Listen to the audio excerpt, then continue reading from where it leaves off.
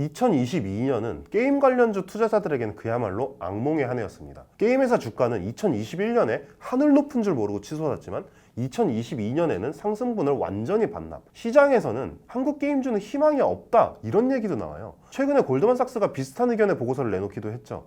최대한 빨리 손절매해야 된다 이런 극단적 의견까지 있어요. 지금 완전히 떨어져 있는 현재의 주가조차도 거품이라는 거죠. 투자자로서, 기자로서 뿐만 아니라 한 명의 게이머로서도 궁금해집니다. 진짜로 우리나라 게임 회사들의 게임주의 미래는 어둡기만 할까? 국내 게임 회사를 통해 쏟아지는 비판은 사실상 하나의 점으로 모여들고 있습니다. 바로 BM에 관한 거죠. 우리나라 게임 회사들은 자신들의 상품 가치, 소위 게임성이라고 부르는 데는 관심이 없고 최대한 이용자들의 지갑을 열게 만들 수 있는 BM 개발에만 골몰해 왔다는 평가를 받고 있습니다. 게임에 관심이 없는 사람들은 의아할 수도 있을 거예요. 기업이 돈을 버는 BM을 계속 연구하는 게 뭐가 문제야? 이렇게 말이죠. 이를 이해하기 위해서는 주식시장의 속성 그리고 거기에 더해 게임이 콘텐츠라는 사실을 인지해야 합니다. 주가는 어떤 걸 근거로 움직일까요? 기업의 실적일까요? 하지만 게임 회사 같은 성장주들은 얘기가 달라요. 성장주들은 이름 그대로 그 기업의 성장 가능성을 근거로 움직입니다. 그렇다면 게임 회사들의 성장성은 어디서 나올까요? 게임 회사의 주력 상품, 게임은 콘텐츠입니다. 콘텐츠가 상품으로서 갖는 가장 큰 가치가 뭐냐?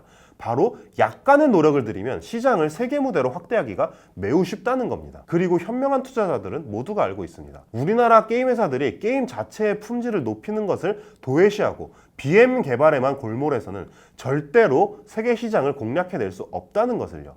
완전히 근시안적인 행위라고 보는 거죠. 가장 대표적 사례가 바로 블리자드 엔터테인먼트의 디아블로 이모탈입니다. 디아블로 이모탈은 블리자드 게임으로서는 거의 최초로 한국식 BM을 채택했습니다. 그리고 결과는 어땠나요?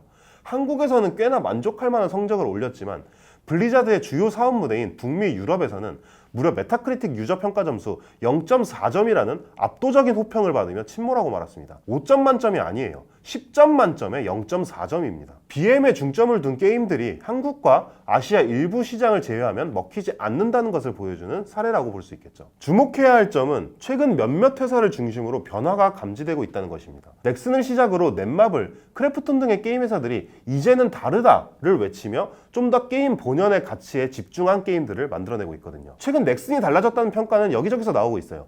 이를 가장 잘 보여주는 게임이 바로 데이브 더 다이버입니다. 데이브 더 다이버는 넥슨의 새로운 게임 서브 브랜드 민트로켓이 만들어낸 어드벤처 경영 게임입니다. 상품보다 작품을 만들겠다라는 모토로 게임을 만들기 시작한 민트로켓의 첫 작품인데 글로벌 게임 플랫폼 스팀에서 압도적으로 긍정적 평가를 유지하고 있습니다. 아마 게임하시는 분들은 다 알 거예요. 이 압긍 평가를 받는 게 얼마나 어려운지를요. 세계적으로 유명한 명작 게임들, 예를 들어 레드데드 리뎀션 2 같은 게임들도 압긍이 아니라 매긍 정도에 머무는 경우가 상당히 많단 말이죠. 넥슨의 자신감은 이번 지스타에서도 확실히 드러납니다.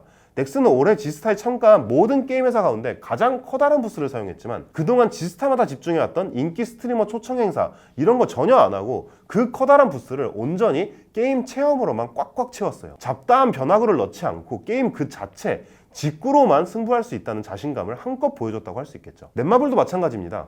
넷마블에서 최근 공개한 게임 중에 나 혼자만 레벨업이라는 게임이 있는데요.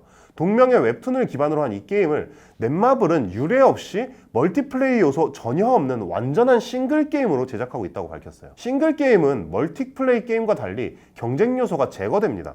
한국형 BM의 핵심이 이용자 사이의 경쟁 심리를 자극해서 현질을 유도하는 거잖아요. 그러니까 완전 싱글 게임으로 개발하겠다. 이 말은 BM보다는 게임에 집중하겠다라는 선언으로 볼 수도 있는 거죠. 넥슨과 넷마블은 이 두 게임 말고도 BM보다 게임성에 집중한 수많은 게임들, 예를 들어 넥슨의 프로젝트 DX와 프로젝트 AK, 넷마블의 파라곤, 하이프 스쿼드 등을 개발하고 있는 것으로 알려졌습니다. 물론 이런 시도에 반드시 밝은 부분만 있는 것은 아닙니다.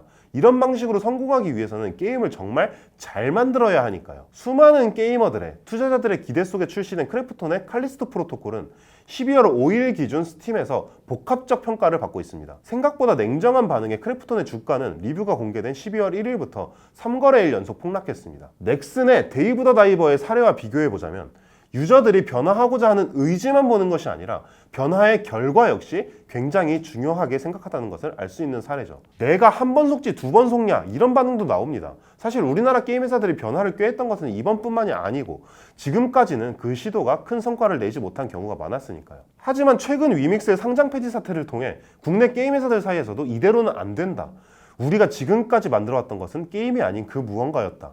이런 자성의 목소리, 위기감이 퍼지고 있습니다. 과연 넥슨과 넷마블, 그리고 우리나라의 수많은 게임 회사들은 정말로 이번엔 다르다는 것을 증명해낼 수 있을까요? 그리고 우리나라 게임 회사들이 작품에 좀 더 가까이 간 상품을 만들어내서 세계적으로 우뚝 설 수 있을까요? 이번에는 진짜로 다르기를 기대해 봅니다.